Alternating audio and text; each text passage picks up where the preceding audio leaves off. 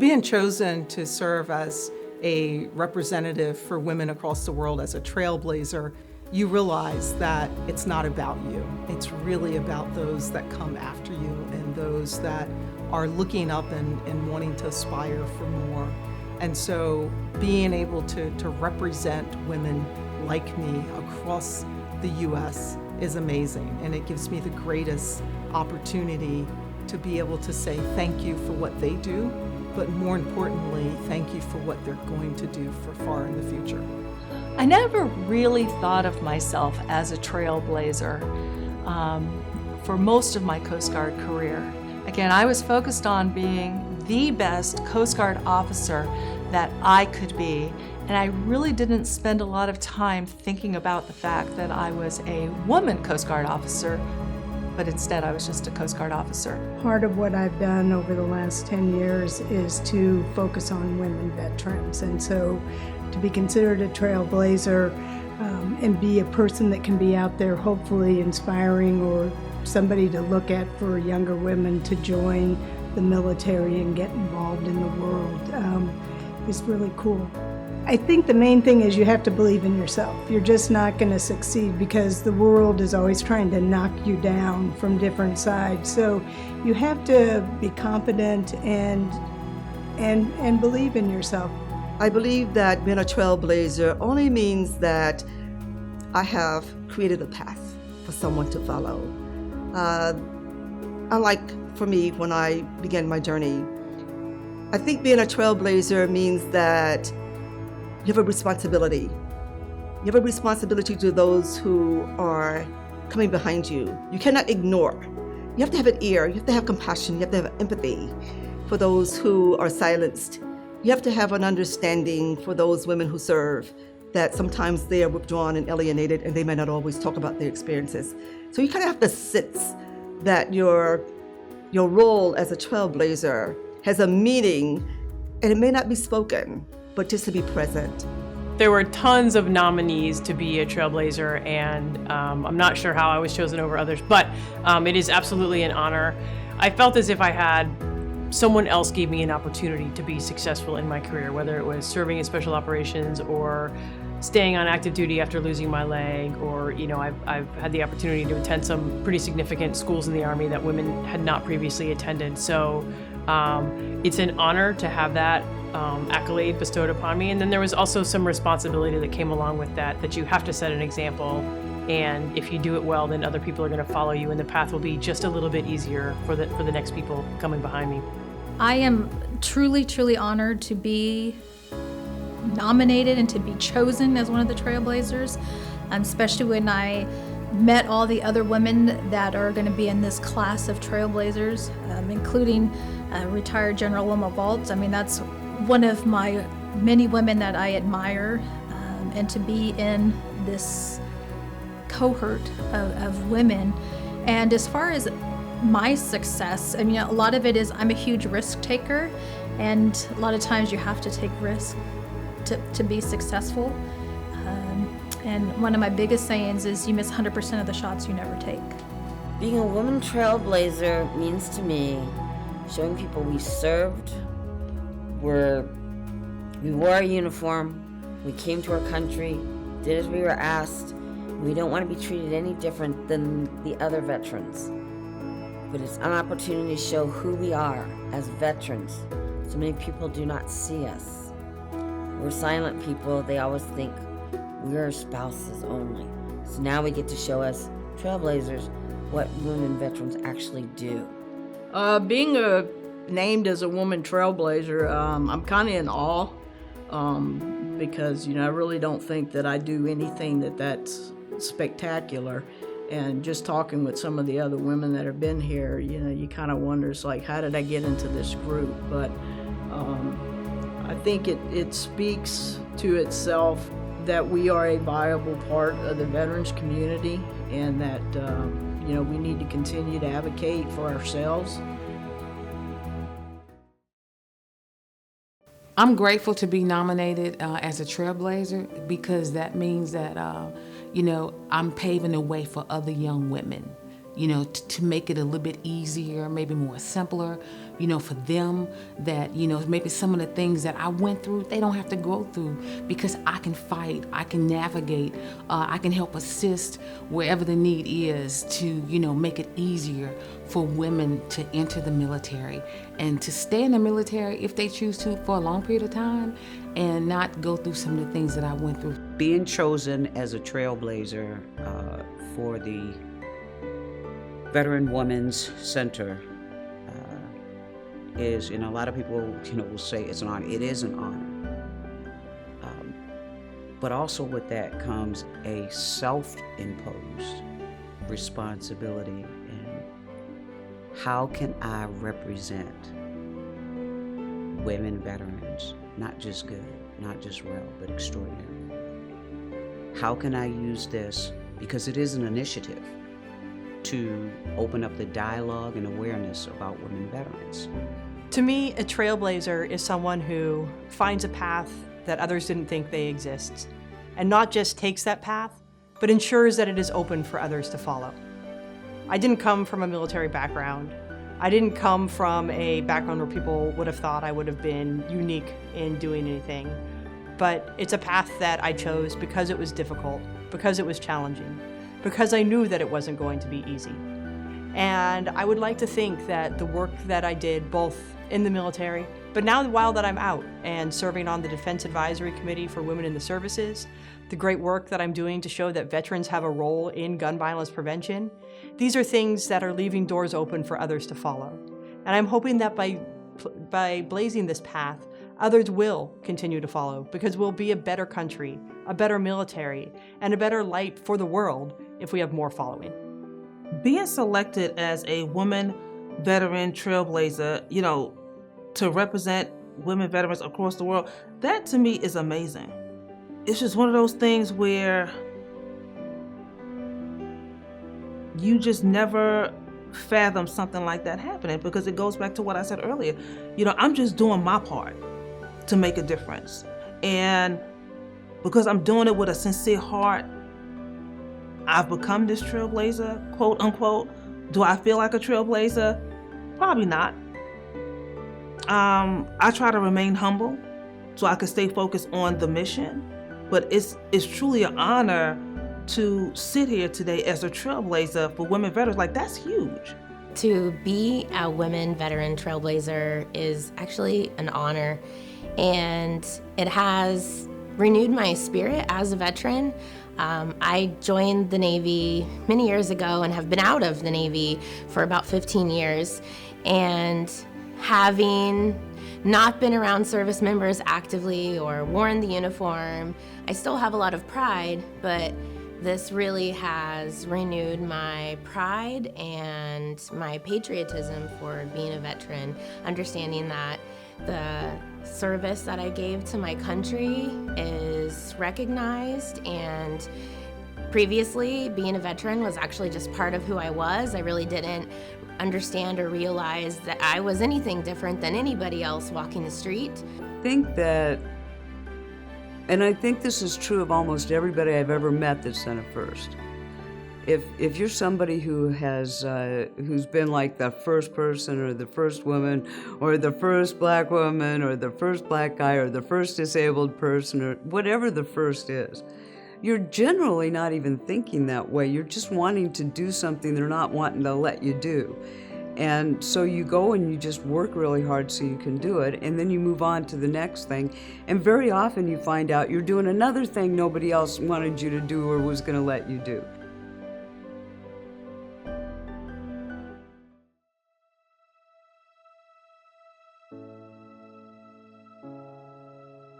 Well, I had a very unusual career. Of course, when I went in, there wasn't that high a percentage of women in the Air Force as there are today. It was a very small percentage. But the bases I was assigned to after my first one, which was Barksdale in Louisiana and in Spain, when I got there, I was the only woman other than a nurse. I was a lieutenant at the time. Then another lieutenant female came in who ran the base exchange. So during the time I was there were only about 4 of us. I came back to a base in Orlando, Florida. There were 4 women. And while I was there, the wing commander, the B-52 unit, was called upon to go to Guam for the beginning of the B-52 bombing of Vietnam. And he insisted that I go with him. And I said, I can't do that because they don't let women go to SAC when it's a deployment. He says, I want you to go and continue doing the work you do for me. So I went over there and I was with the bomb wing. There were 3,000 men and me. I was the only woman. I enlisted in the military as an option for economic reasons and to get my law degree, and it was one of the greatest experiences. I think the Department of Defense offers some of the most impactful opportunities for anyone as a choice for economic reasons, whatever the reason. The military does offer that to those who have a desire to serve for this patriotically, of whatever the reason. But for me, I had a particular goal in mind in joining. I have no regrets. Even with the negative incidences that I incurred, I believe that my desire to serve my country was fulfilled. I feel very rewarded in having raised my hand to that oath. I think the main thing is you have to believe in yourself. You're just not going to succeed because the world is always trying to knock you down from different sides. So you have to be confident and believe in yourself. And with that, you can be comfortable enough to take on the different situations, ask for help when you need it, say you don't know when you don't know, and move forward on whatever mission, agenda, or commitment that you're engaged in. The trying, the effort, the moving forward and continuing to try and do your best is what's important. I was raised in a very competitive family. I'm one of 7 children. And my dad, even when we were little kids, never let us win. He'd beat a 2-year-old and take pride in it.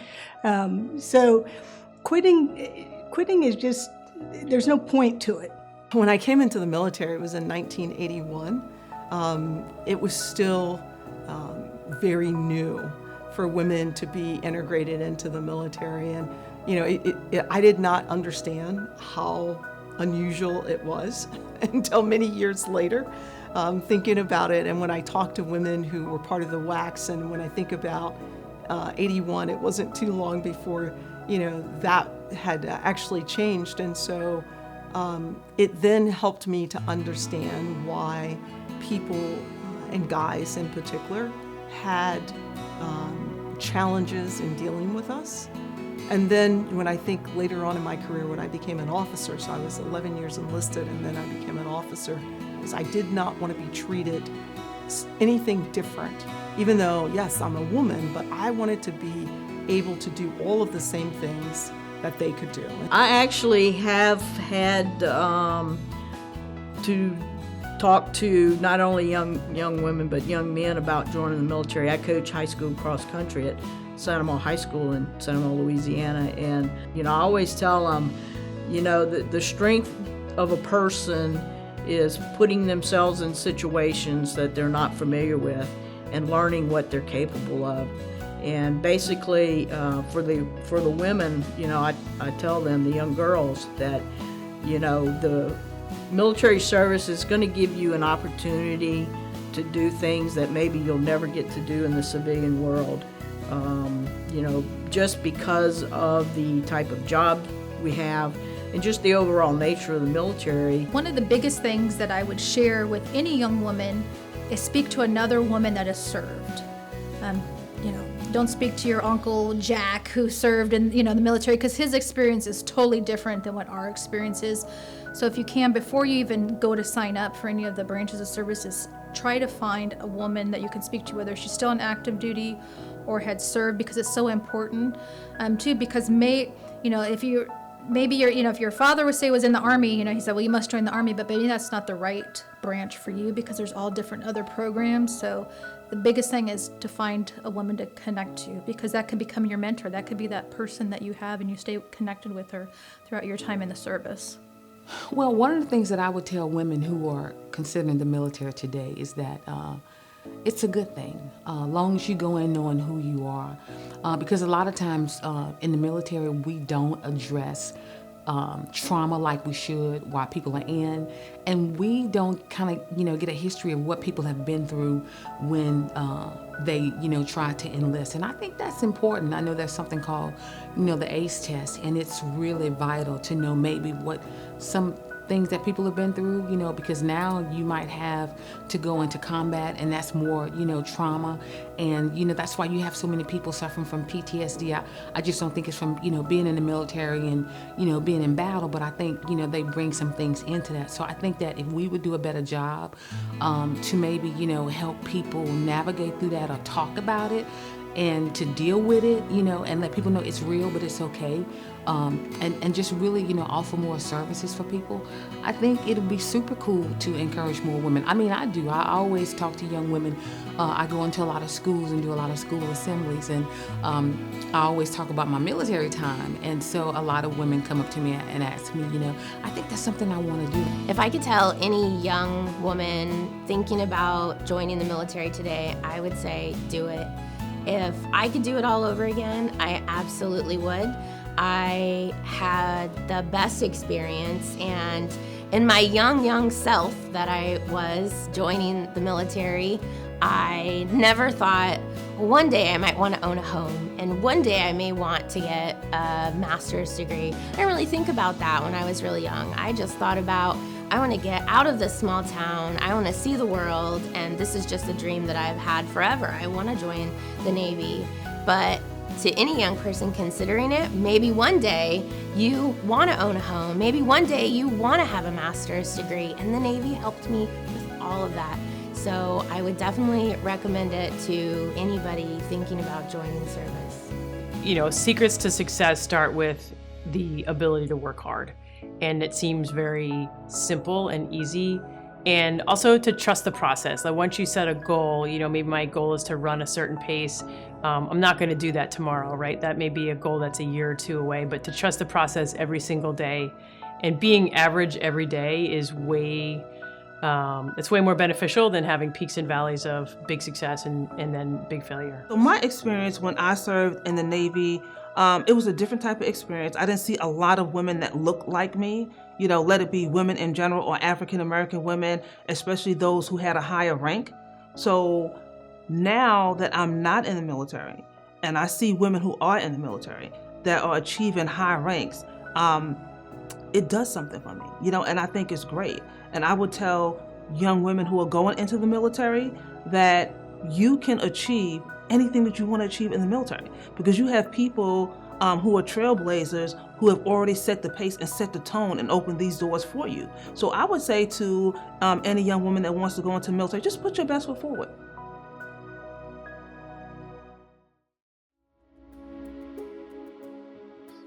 So when I was in uniform, I was a Cobra pilot, the AH-1 Whiskey Super Cobra.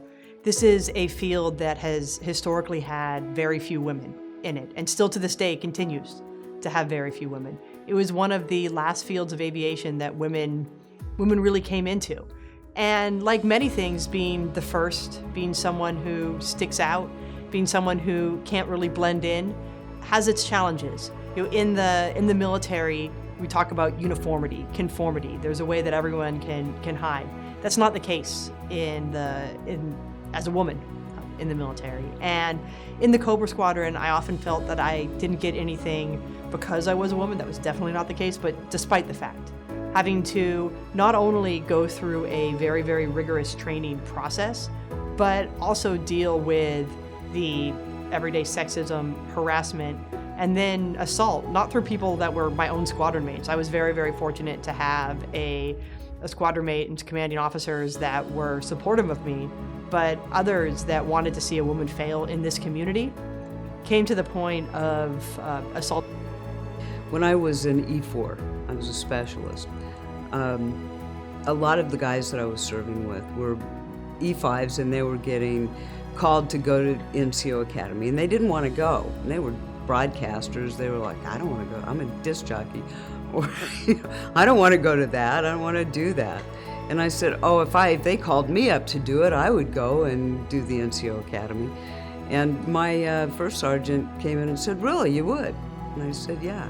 And there were 2 NCO academies in Europe.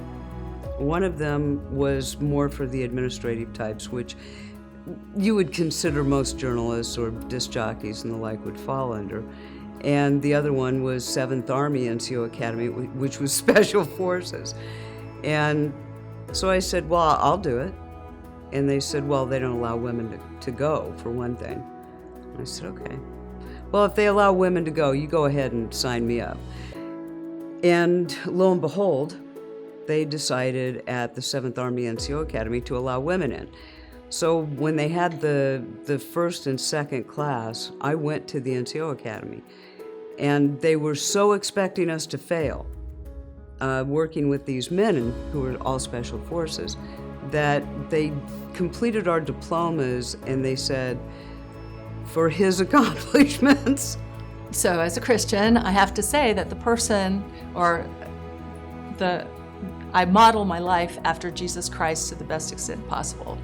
Of course, I'm human and I fail, but when I was in high school, I learned this wonderful quote, and it was, aim for the stars, and you may not reach them, but your arrow will fly far higher than if aimed at an object on a level with yourself. And I think that is just, a really great quote for people who are looking to their future. What is it that you want to do? Don't look to something that's on a level with yourself or something that's easily attainable. And it wasn't until I was actually a captain in the Coast Guard, and I was the first female Commandant of Cadets at the Coast Guard Academy, when I was selected to be the Honorary Grand Marshal of the Veterans Day Parade in Hartford, Connecticut. And as I was walking down the street, I saw this woman lean down to her little daughter who was with her, point at me and say something in a very excited manner. And it was very important to her that this little girl saw me out there, of course, in my Coast Guard captain uniform, walking down the street. And it was then that I really understood that by blazing a trail, by being one of the first and leaving a path for others to follow, that was going to make a difference in someone's life. And if by being named as a trailblazer and my story is out there and the things that I have accomplished become out there in the public, if that even inspires one young woman to aim for the stars rather than shoot for a level with herself, then that would be amazing. If there's one thing that I could just say to all the women out there and thinking about VA in general and where they've come in the Women's Center, I don't think people really understand that there are differences between males and females, and our needs are extremely different.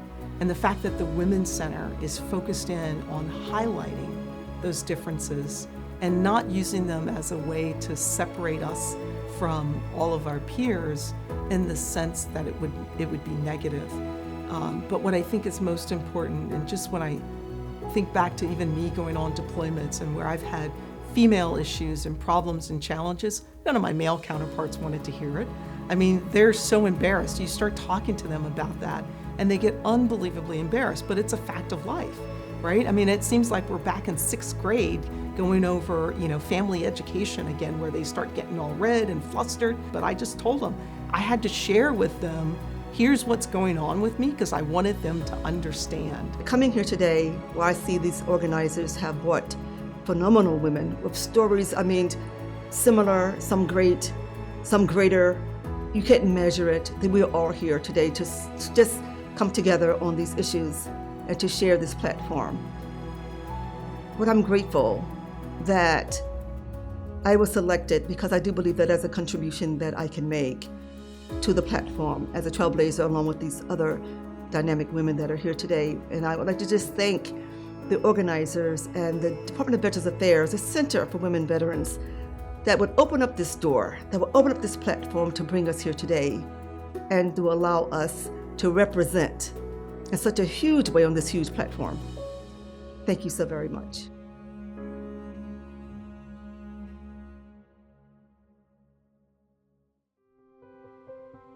It's difficult in the beginning because everybody just thought you were there because you couldn't get any other job. Well, if you failed at everything else, you're going to get this. If I could talk to a woman today, a young woman going in the military, I'd tell her, do your best job. Don't let somebody intimidate you or not doing something. Go for what you believe in. Don't let them talk you down out of it. And just be the best you can. Don't take the low road, take the high road. Do everything the best. Don't just do the minimum standards, because that's what they expect out of women, to do the least amount of work. We have to do twice as hard to prove we're just as good as the guys. So go and be the best you can and lead the way. Don't stand back, wait for them to give you the opportunity. I would say the last thing that I would want to share, number one, for particularly any woman out there, regardless of the career field, be you. Be who you are. Don't try to be anyone that you're not. With that being said, again, using the backbone to look in the mirror and some true friends to tell you where you need to maybe polish up your edges. Listen and take in the knowledge that people, not everybody, but people are willing to share. Fourth, look at the real jacked up people out there and determine what you can pull from them that you don't ever want to be like, you know. And then at the end of the day, again, what do you want your legacy to be? You know, what do you want your life to say when you leave this earth? Because you will leave one day. And what did you leave for somebody else? Having spent almost 30 years in the military, and having begun at a time when women were just beginning to break into many kinds of positions in the military, and then having had the opportunity to construct a memorial honoring all women who served, and to carry out what I considered to be the important mission of such a memorial, and that is to tell the story of women's service. I believe so strongly in the mission of the memorial that I want to see it grow. I want to see more people know about it, particularly those women who served in the past and their families, but those women who serve today. And it's important for those women to know about the memorial, to know about its mission. And it's very difficult to get that message to them, and their thoughts are different. I sometimes think of a book I read years ago that talked about the World War I and how it was about 20 years afterward before the veterans could come forward and start thinking about, you know, what they had done and what had happened to people and all those kind of stories. So I think it's something you have to go through. You have to live it, and a period of time has to go by. When you look back at what you did and you see the difficulties, you see the accomplishments, and you see what it means to other people, and finally, you fully realize what it means to you.